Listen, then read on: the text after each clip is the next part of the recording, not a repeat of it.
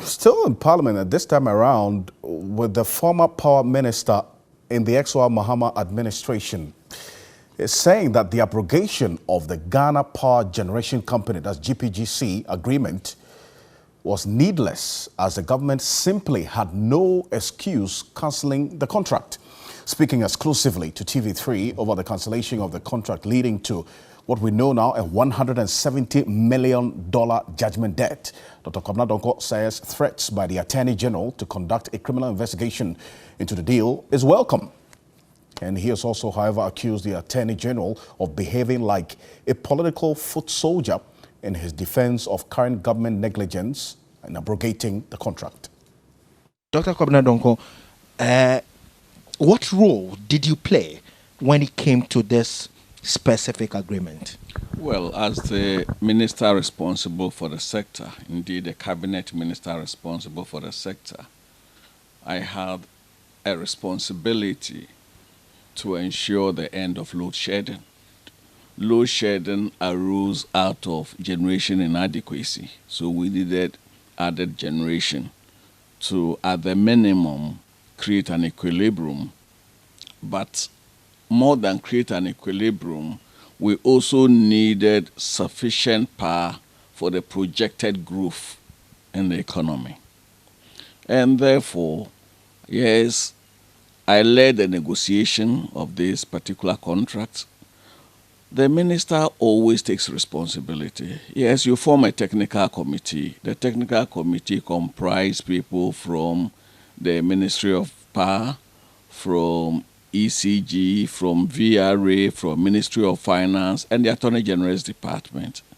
But the sector minister takes absolute responsibility because they report to you. Yes, we did that. And we negotiated an agreement that had the lowest tariff of all the emergency power agreements. We negotiated an agreement that had the shortest duration of 4 years of all the emergency power agreements. And we negotiated an agreement that did not need any government of Ghana financial security. And so there was no standby LC, there was no government consent and support agreement, there was no call put option agreement, etc.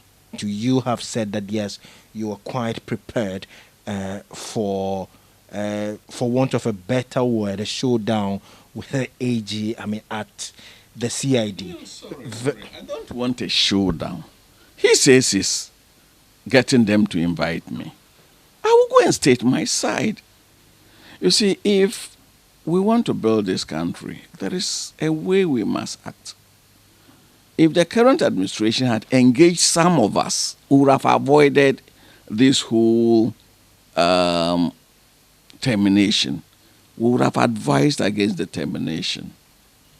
As we speak, if you remember, the Minister for Energy, about 2 months ago, stated that we'll be needing additional power. We're going to contract additional power.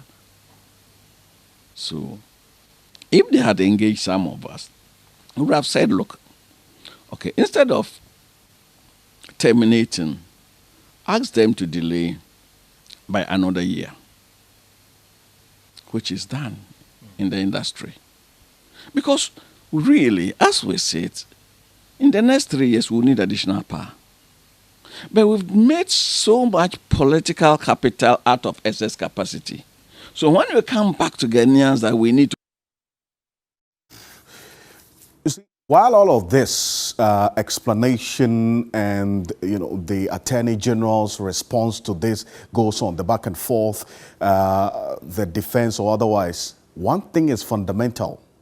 You and I, the Ghanaian people, have to bear the burden of paying this $170 million judgment debt that has been slapped on us. That's the fundamental. It's going to happen. Let me just take you through a breakdown of this $170 million we have to pay and what goes into it. So out of the total, $134.35 million represents the early termination payment claim that GPGC is making. Now, the 134.35 comprises of $69.36 million as early termination fee and then $58.49 million for mobilization costs. $6.46 million is demobilization cost. $32,448 is preservation and maintenance cost. The tribunal also awarded $614,353.86 as cost of the tribunal. That's the legal fees expended by this power purchase, the company, GPGC, during the arbitration of $3 million against Ghana. So that's just a quick breakdown of what we have been slapped with right now. $170 million judgment that the Ghanaian people have to pay. Vitus Azim is an anti-corruption crusader. He joins me on the telephone. Mr. Azim, thank you for your time this evening. This comes in again as a burden to the Ghanaian people. Find out your reaction to this latest judgment debt coming in now. Well, I think that after the Judgment Debt Commission was set up and came out with its report, I was thinking that judgment debt should be a thing of the past. I didn't expect it to come up again, especially involving these huge sums of money.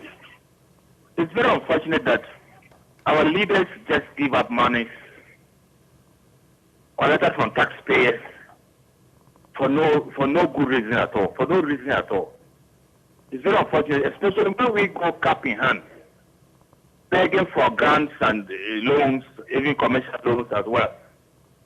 Why should we be treating our country and ourselves this way? It's sad.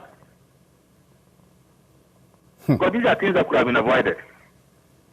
Well, you talk about it being avoided and per the details of the case as we have it now. In fact, the contract was initially worth $24.9 million per annum over the contract period of 4 years to the sum of $99.6 million.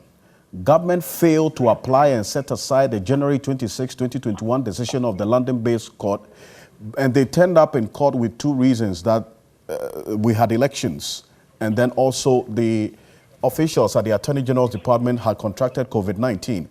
I mean, did we bring this on ourselves, at least from what we're reading now, Mr. Azim? The problem started from when they decided to terminate the contract. Did they examine the terms and conditions of the contract? The basis on which any contract that has been entered into by government can be terminated, whether this contract had those bases in the contract itself. And if so, did the government check to ensure that the termination will not negatively affect Ghana? I see. So as for the rest, they are just follow-ups of the mistakes, the errors that, or the deliberate inactions that we decided to take. So that's one. Now, yeah, you realize that there is this thing, the people have gone to court. And we have a whole setup called the Attorney General, Minister of Justice and Attorney General Department, which is the state lawyer. And one would have expected them to take all the necessary steps to ensure that Ghana does not lose these monies. Unfortunately, they failed the country. The Attorney General is talking about a criminal investigation he intends to initiate into this. In what form should this take? What are expectations of this one? What is the essence of the criminal investigation? Yes, you can carry out your investigations and find out the people that maybe were involved in the beginning. Can you get back that money that we have lost as a result of this judgment? Maybe somebody did not behave well or did not act well. Yes. So you can sanction that person. But did that prevent you from this government from pursuing the matter further to ensure that we don't lose those monies, and then after that we can still investigate and sanction the people that were involved in the initial contract? Those are the questions that you ask yourself. Yes, somebody might have done the wrong thing, has probably caused financial loss to the state.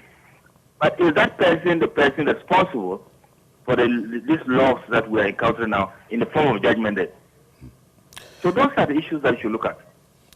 In any case, why did he decide to terminate the contract? Okay. Zazim, thank you for your time this evening. I appreciate it, as always. The reason Portia has always been about the cost we are paying for excess power, $1 million, the finance minister put it sometime last week. But this is just one of 13 power purchase agreements we cancelled. This judgment debt is just one of the 13. We'll monitor and see what the other 12 also comes up with. But Portia,